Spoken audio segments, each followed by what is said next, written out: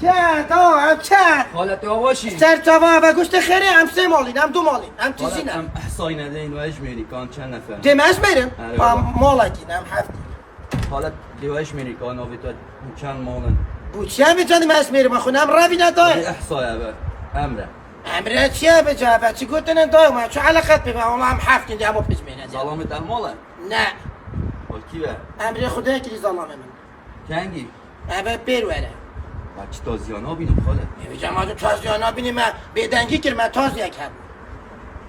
میگه از سلاجم جمیده تو هنه ما تو شریکا چرانی داو ما تو چیره شد که سلاجم جمیده میتن با خونم اودیات نافریزی دا آفت که نافریزی ود خوی خودی احسایه ببید هم نوا بنویسین واجب من فهم شد ایری بس بچ بسیارن و سلاجنم آفت که نه جسمی آفت خوی خودی خالت بابی جواب والله قبیلا که ظلمه من دل خلده تو به زور و نگوتیم میری بس از واسیات آویناش کنم چه ده دافع حیاری داوز میری و روزی که خواهد گوتی این گورات کنه پخونه هم پخواست گرم